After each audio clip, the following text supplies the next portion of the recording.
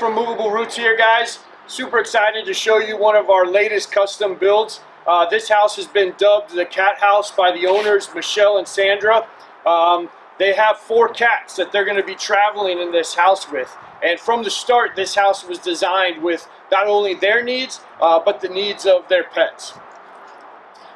They really challenged us with some different kinds of features in this house. You're going to see an amazing awning that's on the outside here. The house has both fresh and freshwater supply, black water tanks, gray water tanks, and it really is a unique layout with the bathroom being separate from the kitchen. And another feature that we really like in this house is that it has this split loft setting where you can stand right at the foot of the bed. So I'm excited to show you guys this house if you want to follow me in and take the tour.